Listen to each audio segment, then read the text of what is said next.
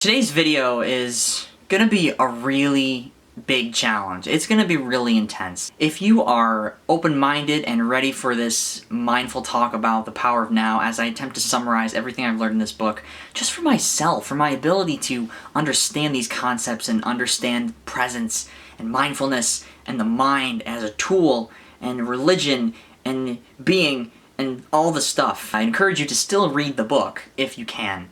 You are very welcome to ride along. If this helps even one person out of all my subscribers, you know, actually, I don't have any expectations. This is helping myself. If you enjoy it too, it's a bonus. It's an awesome, valuable bonus. I'll be talking about mental health. I'll be talking about religion. I'll be talking about surrendering, yielding to life. A lot of complicated things. Jesus, tread cautiously. If you're gonna resist this video in any form, you probably don't want to watch.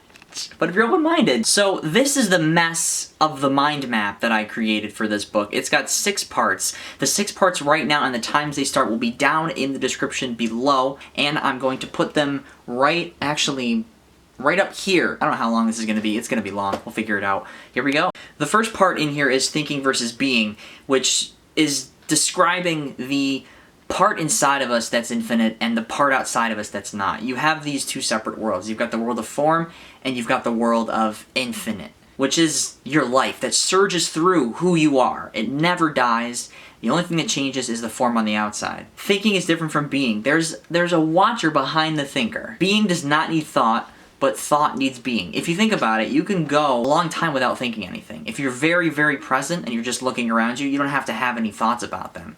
The time between the perception that you have and the thought that you have is very wide. The mind is a tool. You are not your mind. I've said this in plenty of videos. The thinking labels things. Thinking treats things as a means to an end. If I was bald and you labeled me a cancer kid, that's sort of the thought and perception. That's a really short amount of time. We place labels on things to differentiate them and to understand them so that we don't have to put all that effort in to understand how they work. That's the thinking part. The being part just sees it as this object that I'm connected with because it's made of the same material as me. It's still stardust. It still has the same materialistic value, stardust value, whatever you wanna call that. Being isn't being a thing. Being is just you be. You are. You are not a thing. You are. Because the thing is a word. A thing is a label. I am a YouTuber. I am a fisherman. Those are labels that you express being through. I am a human being. Not I'm a human being a dog or a human being something. I'm a human being. Human is still a label as well. When you take off all that extraneous labels, you realize that I share common inherent value with every human being on the planet and every other thing on the planet. I mean, it's made of the same stuff, doesn't have the same awareness as me, but it's made of the same stuff. Stardust. There's a quote by Jesus, oh no. He says, don't be a branch cut off from the vine. What he means by that is don't delude yourself at which you start to divide things with forms. Because everything is connected, not in the form sense and material sense, but in the essence of it, the being of it. This camera and me, both are stardust. You behind the camera and me, we're both stardust. Everything is stardust. The whole differentiation between awareness and knowledge. David Foster Wallace, this is Water video, which is another fantastic video.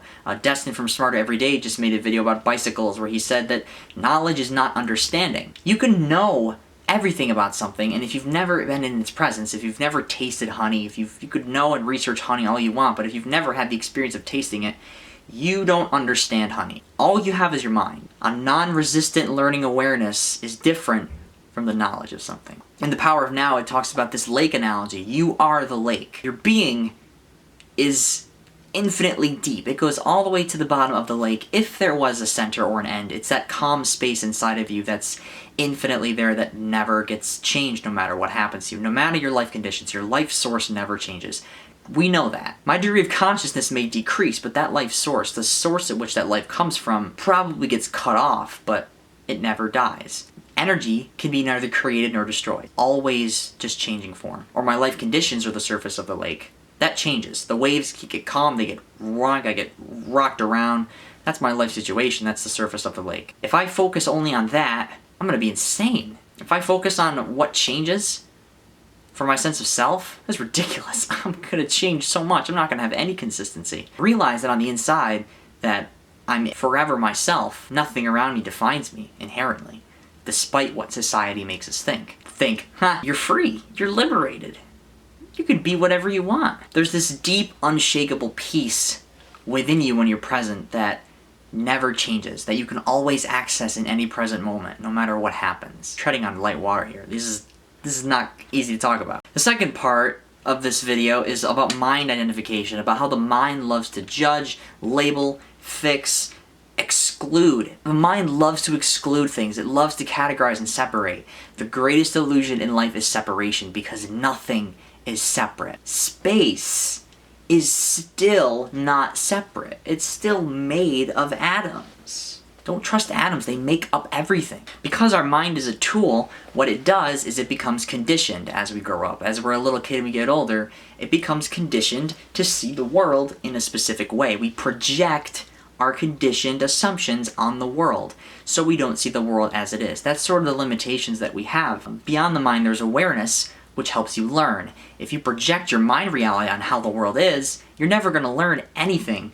You're just going to find evidence that proves your projected reality to be true. You're going to, oh look, that happened and it fits my viewpoint. That makes sense. Oh, that doesn't fit my viewpoint. I'm going to disregard that and exclude that and not let that affect my mind. And in that separation of everything, we begin to form false senses of self. We begin to identify with things that are impermanent, which makes no sense. How can I take a small piece of a dynamic process that's impermanent and label it permanent? As soon as I put a label on it, it's going to change. Sense of self is derived from an expression through things separate from you, I guess, more than an impression of things. But we like to form false senses of self because society makes assumptions about who we are based off of how we look, what we do. They don't see deeper.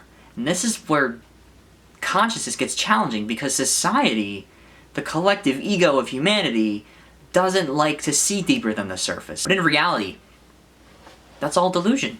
That's not true. It might be a small hint at that person's consciousness, but it's not inherently true. So we build these false selves out of all the stuff that we have, like books and careers and achievements and people that we're with and relationships. We start to form a separate sense of self out of these things, and then we begin to attach to them, cling to them.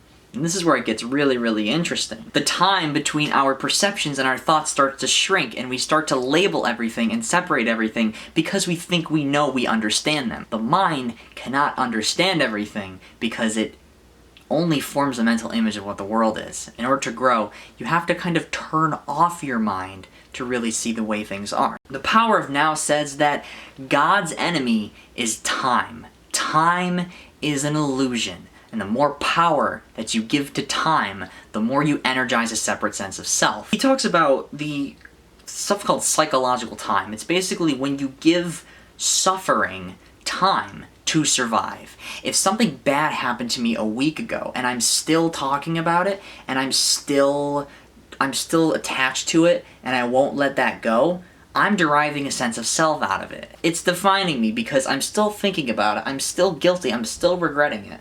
That's not good. That's keeping my mind in control and not bringing me back to the present moment. Now, clock time is planning ahead to live something out now. That's different from psychological time. Psychological time has a resistance element to it. You're guilty, you're resisting something. Your mind is a week ago thinking about something and regretting it and energizing it.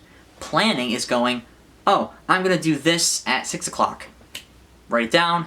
When 6 o'clock arrives, you do it. Like, derive a sense of self from some place and moment that doesn't even exist. I'm not who I am right now. I'm who I was 5 years ago. Huh? No? I think too, eternity does not mean endless time.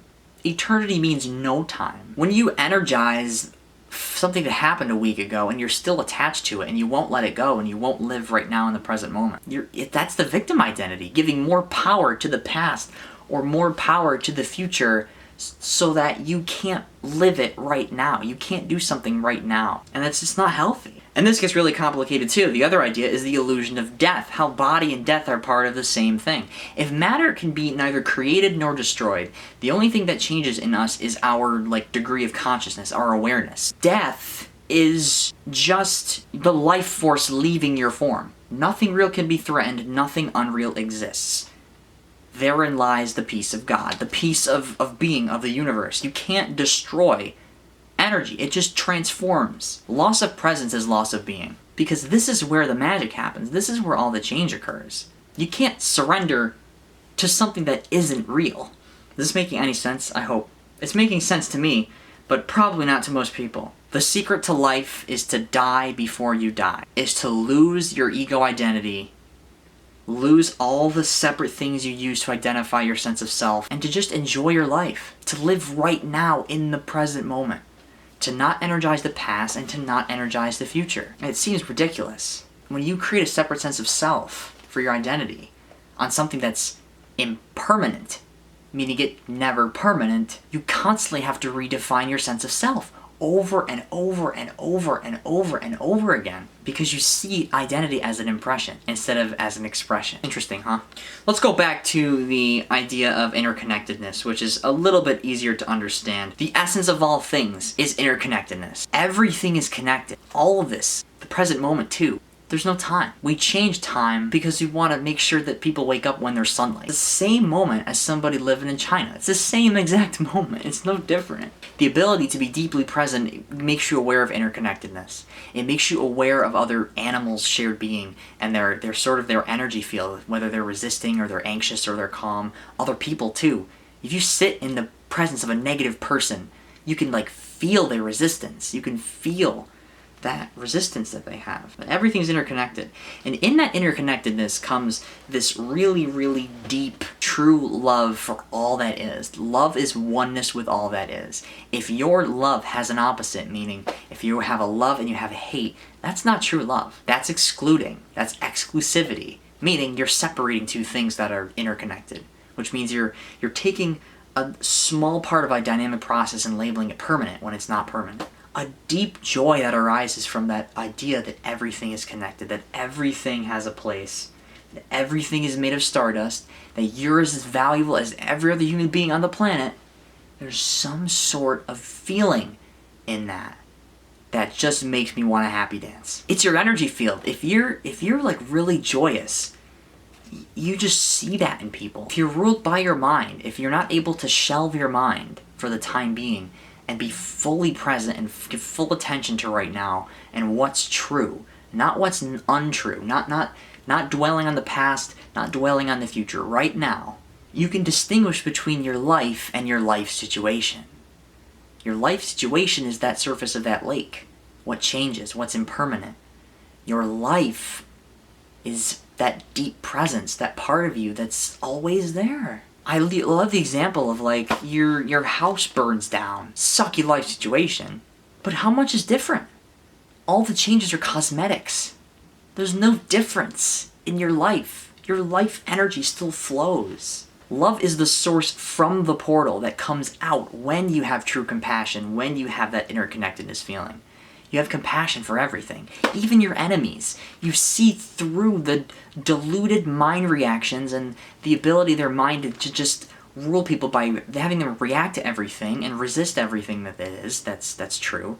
You can hold the knowing that they're a human being too in your conscious presence, and you can say, I love my enemies. I do. Love your enemies, have no enemies. I'm gonna pull this out of Boho Solo from Brendan TV's You Now show. It's like the universe is giving you a cosmic Snuggie. Like a big hug from the cosmos.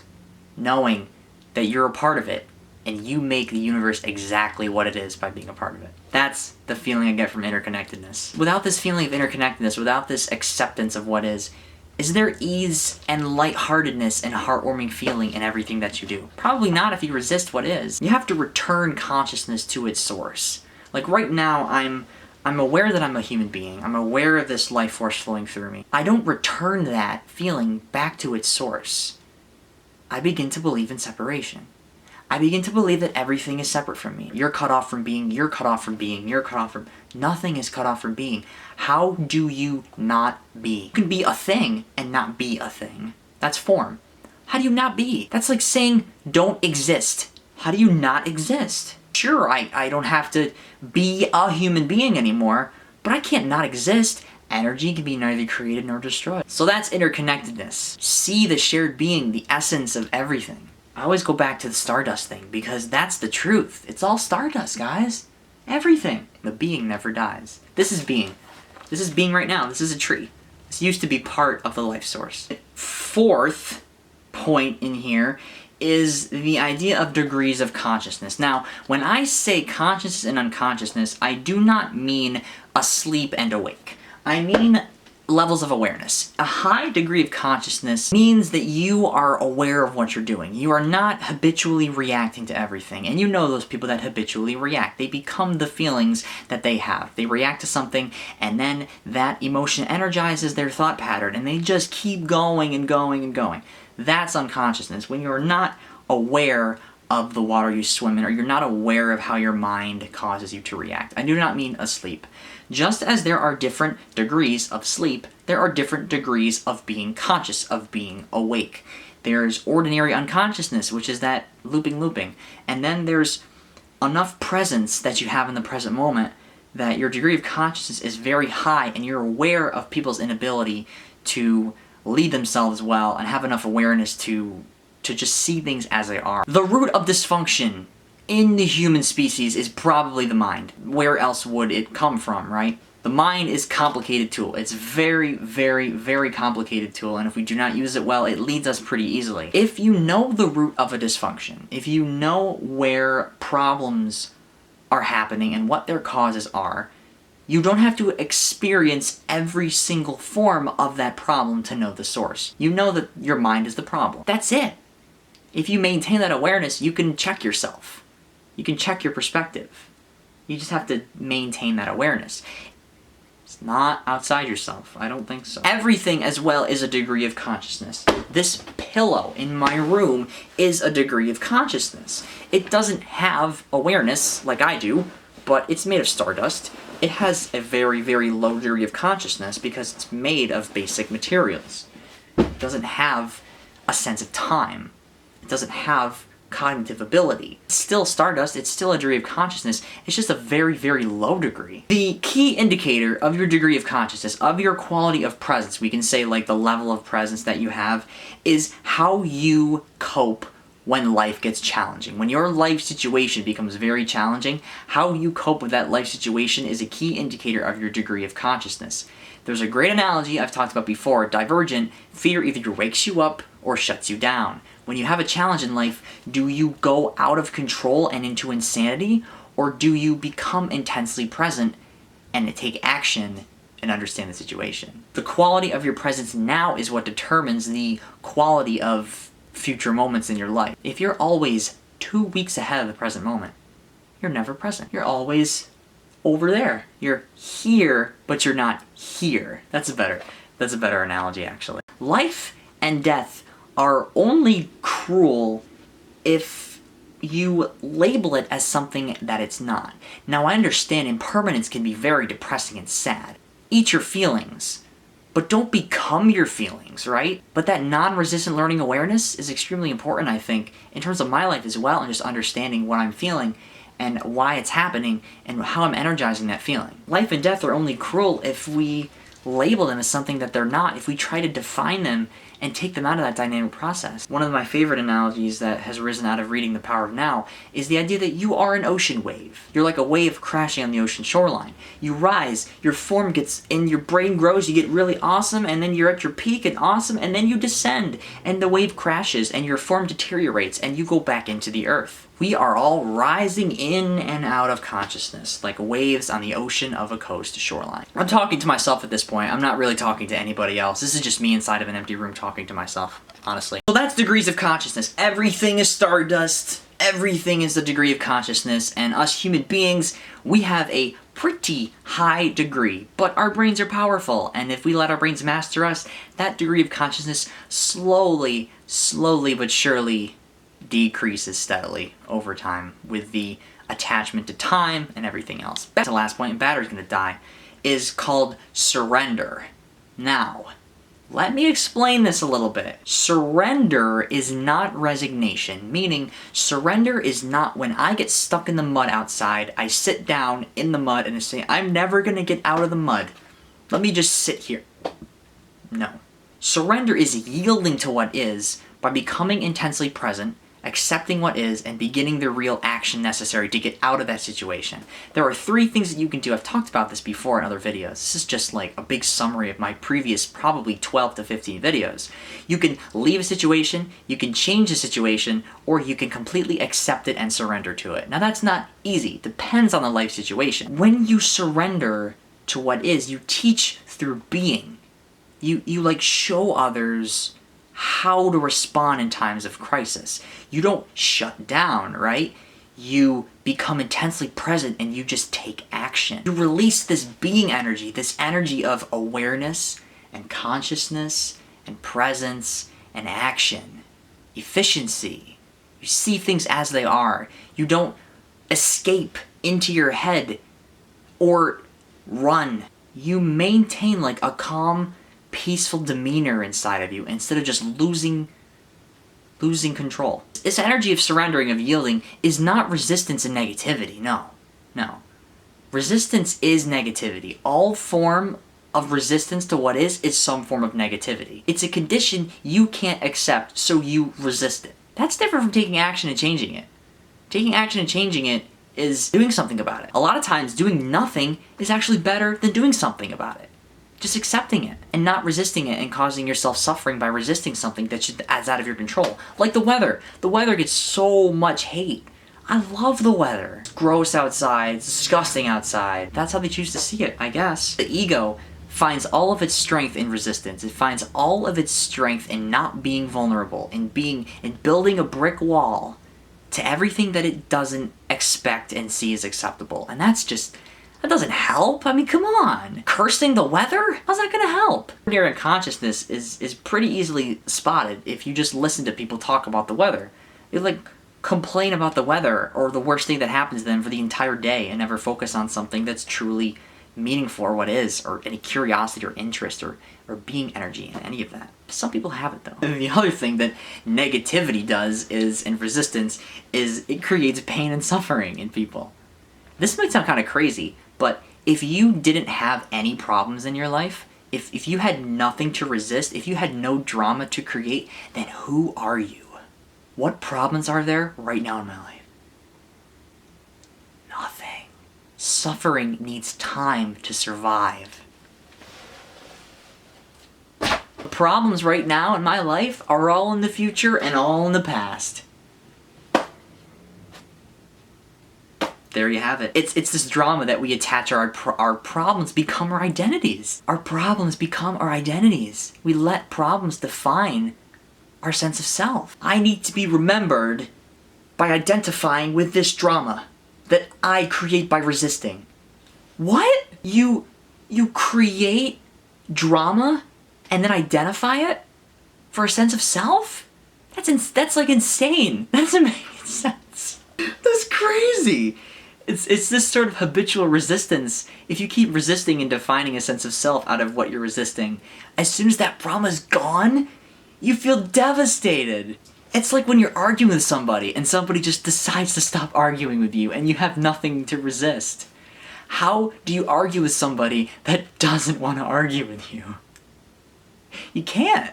It's the best way to disarm a bully, by the way, too. Just stand there and just take it. Hold that presence of them in you and just make them feel valuable. Oh man, bullies hate that.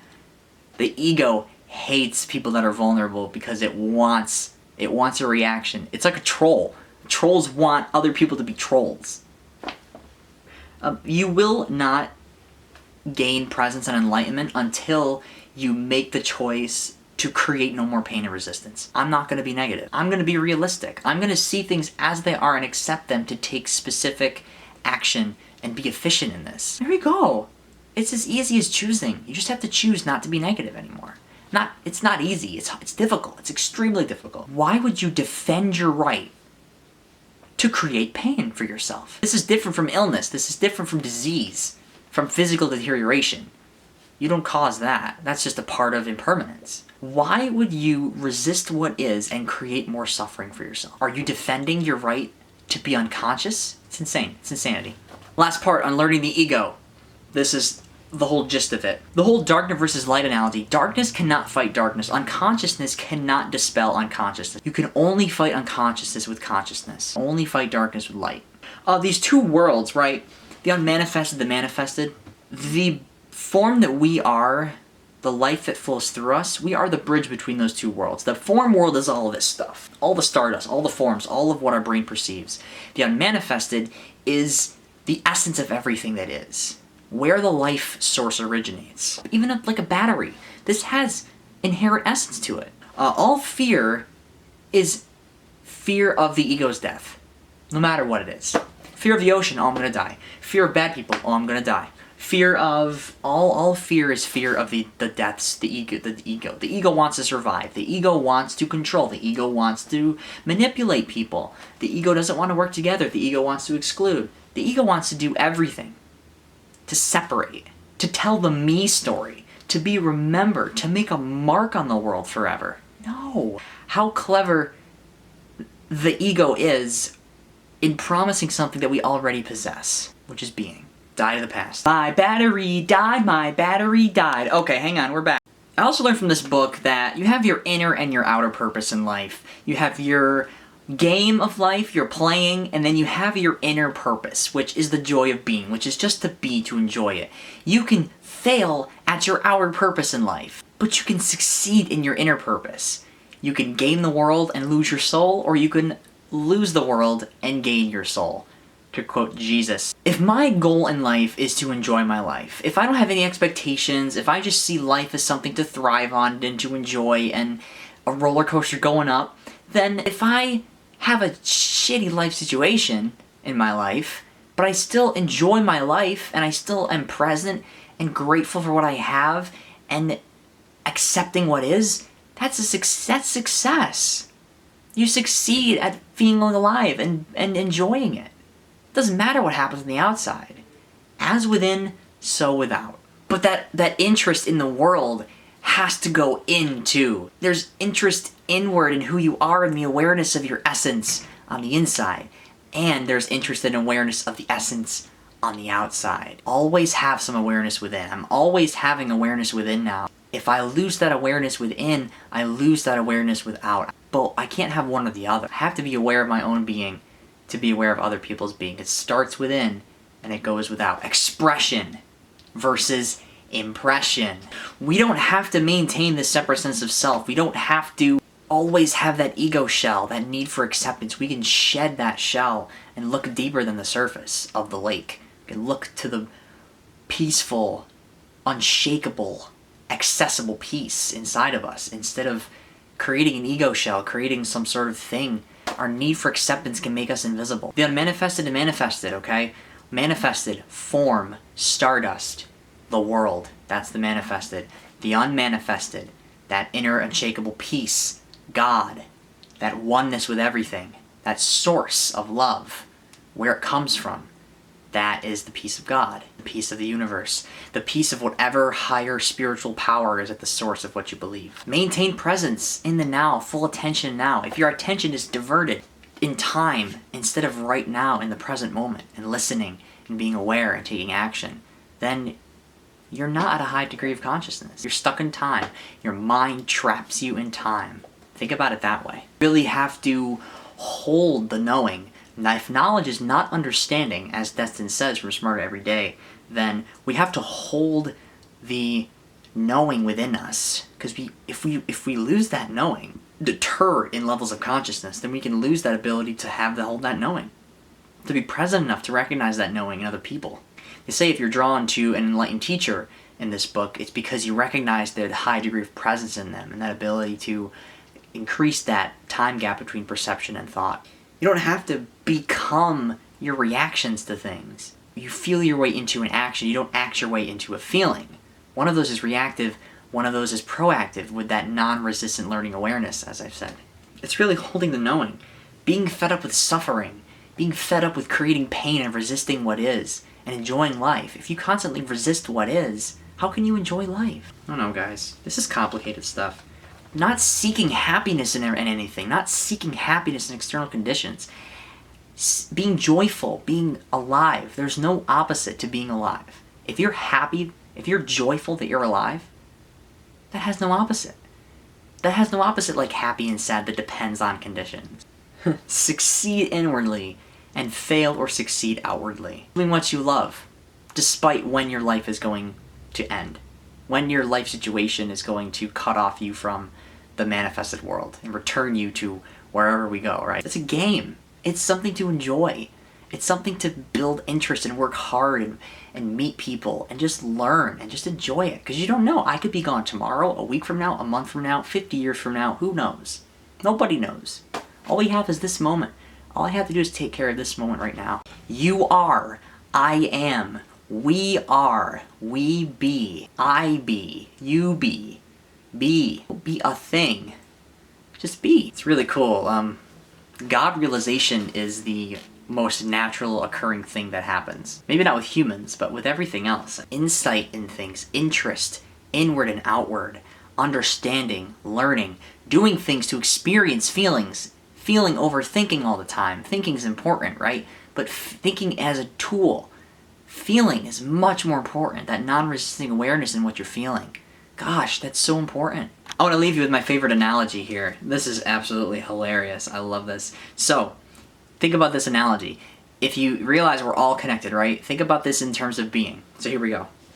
Imagine you're a beam of sunlight originating from the sun, okay? Imagine everything on the planet is a beam of sunlight, or every human on the planet is a beam of sunlight. Imagine you're a beam of sunlight that believes it is separate from the sun. That's the first illusion. That makes no sense. And needs to fight for survival. Oh my gosh. There's another ego layer. And cling to an identity other than the sun to survive. What? It makes no sense, right? Want an easy death? Die to the past every moment and let your presence shine away. There's a self beyond time, actually. That's the correct way to say that. You don't find God through suffering. You find it through surrender to what is, because suffering makes you present, which makes you surrender. It's not suffering that leads you, it's the surrender caused by the suffering. Surrendering to what is in the present moment. You can't surrender to what is if you're deriving a sense of self from what happens 5 years from now, because that doesn't exist. It's like trying to surrender to an idea, because an idea doesn't exist. Unless your idea is attachment to something, you can get rid of that. If only someone else is God, then who are you? What are you then? If that person over there is only being, then what am I? Separation. The last part of this, I think, is I just read The Alchemist, and it talks about the ability to turn lead into gold, right? Something that actually does happen because energy just changes form. It's actually possible. We have to turn suffering into enlightenment. Choose consciousness intentionally. Choose enlightenment intentionally if we have a high enough degree of consciousness. Be able to choose to be present and not have to be forced into the present moment via suffering, which a lot of humanity unfortunately is, because we believe in time and we believe in unconsciousness, and even though maybe we're not aware of it, but we're still in like a small level of unconsciousness, ordinary unconsciousness as it's called. You could be an alchemist of consciousness. You can transmute suffering into surrender, into consciousness. You can share the light with people and make people the light of the world, make people more aware of the source. You can enter the unmanifested consciously. You can return self-awareness to its source where it originates. Awareness of awareness. Stardust, realizing that it's stardust. The universe created a tool with which to know itself. There it is. There can only be enlightenment when you are disillusioned, when you unlearn what isn't true, and you unlearn delusion. You have to be disillusioned to grow. You have to have a shift in perspective on the truth and what is in order to become more conscious. More presence leads to more understanding. Enlightenment intentionally chosen. Relinquish the past and future to make now the main focus. time and pain are inseparable. You can be intelligent and still identified with the mind. You can have a high amount of knowledge and still not be present and aware. Which is extremely true. I got 6 minutes left. Everyone is suffering in varying degrees. The mind-identified state is really, really dysfunctional. And what we have to do is we have to see the sanity underneath the insanity. Underneath all this noise up here. Upstairs, in the attic. We have to see the sanity under the insanity. It's in there. It's accessible. It's just extremely hard, based off of the degree of suffering somebody experiences, to get them to that realization. It's extremely hard, guys. So that's The Power of Now by Eckhart Tolle, and everything that I got out of it from my giant, insane mind map of all the points that I'm trying to hammer into my brain to not lose awareness over. You can't forgive if you derive a sense of self from time, because you're always deriving a sense of self from some previous moment or some future moment. Some sort of anxiety or some sort of guilt. Nothing you've done to yourself, others, or anyone in the past can take even the slightest, the radiant essence of who you are. When you surrender and become fully present, the past ceases to have any power over you. You don't need the past for your sense of self. You don't need to rely on something 5 years ago for your sense of self. You don't have to defend your sense of self from somebody else. There's no need to fight it. You don't have to defend the fact that you're a beam of sunlight from another beam of sunlight. Presence is the key. Now is the key. You'll know you have surrendered to what is when you no longer need to ask yourself that question anymore. I think I'm there, guys. I see no point in fighting. I see no point in resisting and creating negativity. I see no point in disregarding the truth and what is, for some other belief, or some other perspective. What do you think? Have I completely confused you? I hope not. If I have, you're learning. Keep being. Keep being. There's no self. Keep creating, keep expressing, keep enjoying your life. Be grateful, be humble, be happy. I feel like I have to rephrase my catchphrase now, somewhat. Keep being. Let me know what you think. It's really all for myself, honestly. But if somebody gets something out of this, how can somebody not get something out of it? Shared being, whether virtual or in person. Buddy.